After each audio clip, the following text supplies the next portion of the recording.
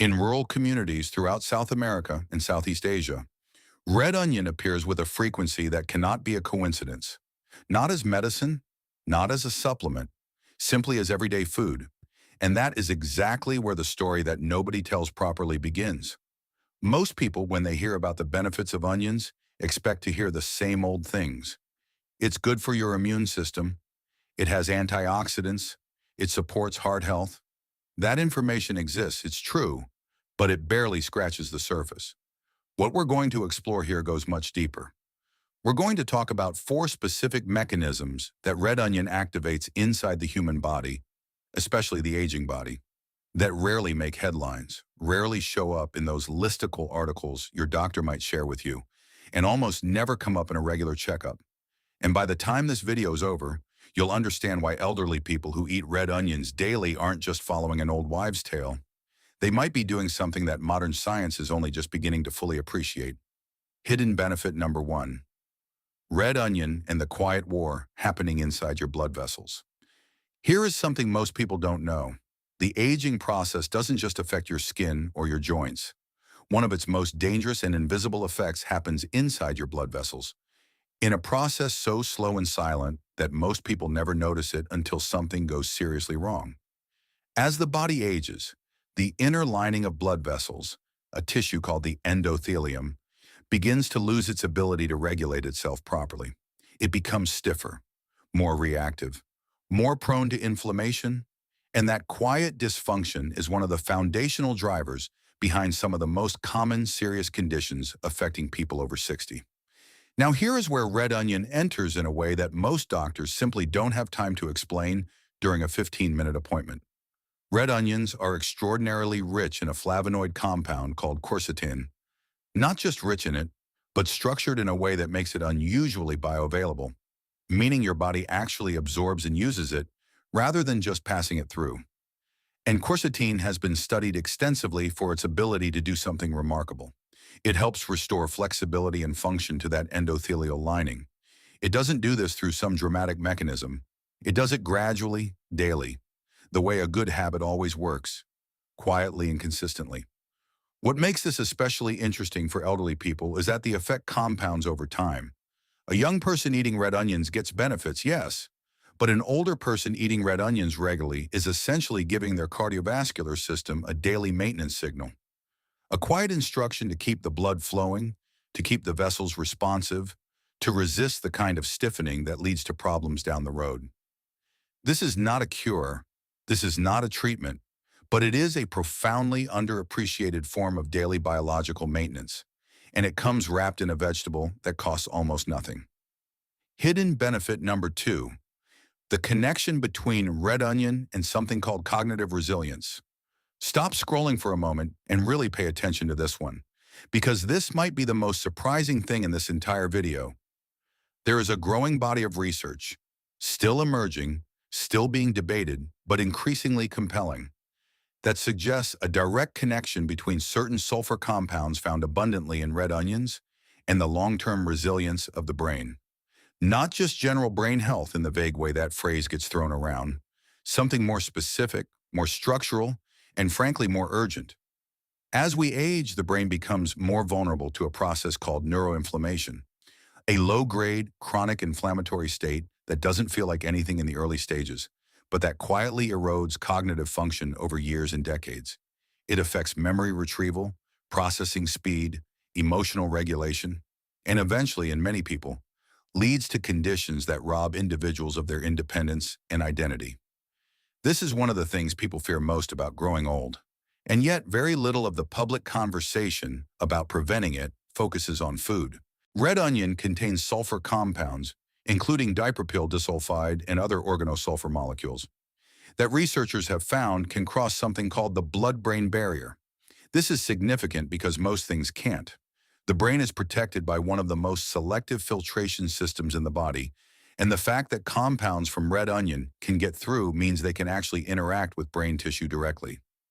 Early research suggests these compounds may play a role in reducing neuroinflammatory markers and supporting the health of neurons themselves. Elderly people who have eaten these foods their whole lives may have been giving their brains a slow, steady form of protection they never had a name for. They just called it lunch. We're halfway through, and if this is making you think differently about what's on your plate, good. That's exactly the point. Share this video right now with someone who needs to hear it. The next two benefits are the ones most people have never heard of, and they might be the most important. Hidden benefit number 3. Red onion's strange relationship with the gut microbiome and why elderly guts are different. The human gut is home to somewhere between 38 and 100 trillion microorganisms. Scientists are still debating the exact number, which tells you something about how complex this ecosystem really is. What they are no longer debating is how critically important this microbial community is to virtually every aspect of human health, including things that seem completely unrelated to digestion, like mood, immunity, hormonal balance, and inflammation throughout the entire body. Here is something that almost nobody talks about at family dinners or in health magazines. The gut microbiome of an elderly person is fundamentally different from the gut microbiome of a young person. It has less diversity. It has different dominant species.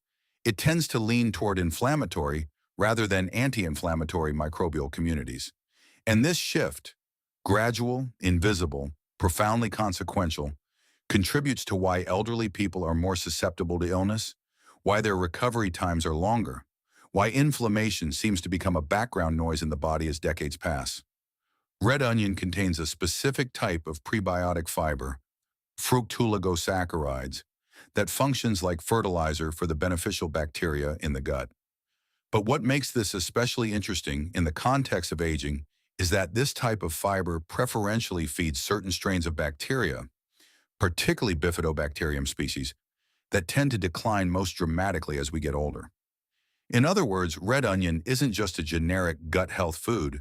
It specifically feeds the exact microbial populations that aging tends to deplete.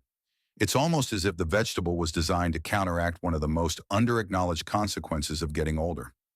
And unlike expensive probiotic supplements, which introduce bacteria from outside and often don't survive the journey through the digestive tract, the prebiotic approach works from the inside out, cultivating your own native microbiome rather than trying to colonize it with outsiders. Elderly people who eat red onions regularly may be doing something extraordinarily sophisticated without even knowing it, maintaining a more youthful gut environment in a body that is otherwise aging. The implications of that reach far beyond the stomach. Hidden benefit number 4. The one nobody is talking about. Red onion and cellular senescence. This is the one.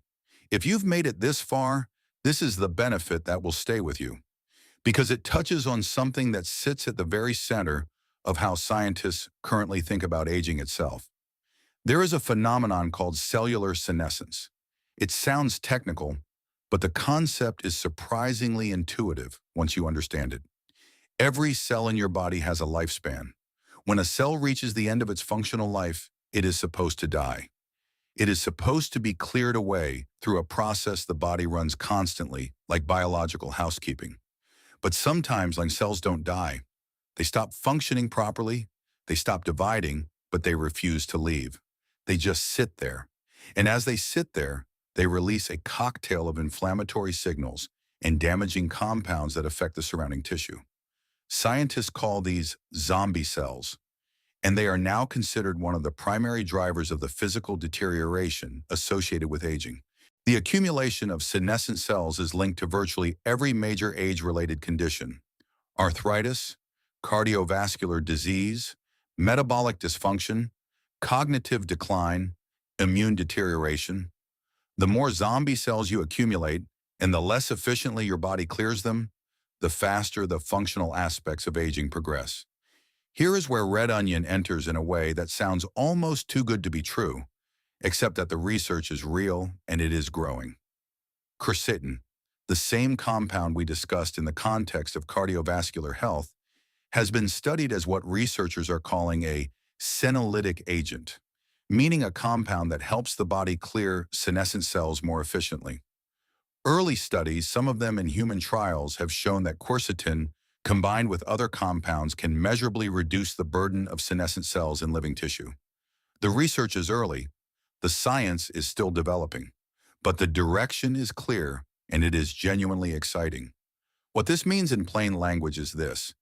The quercetin in red onion may be helping the elderly body do its housekeeping. It may be helping to clear out the very cellular debris that accelerates decline. Not dramatically, not overnight, but consistently, daily, meal by meal, in exactly the way that lifelong food habits work. And when you understand that, the image of an elderly person quietly eating red onion with their lunch looks completely different. It looks less like an old habit and more like something profoundly wise. So here is what we know now. Red onion quietly supports the flexibility and responsiveness of blood vessels in ways that compound over decades, delivers compounds that can cross the blood-brain barrier and may protect neurons from the slow burn of neuroinflammation, feeds the specific gut bacteria that aging depletes, maintaining a more youthful microbial environment, and contains quercetin, one of the few food-derived compounds being seriously studied for its ability to help the body clear the zombie cells that drive physical deterioration.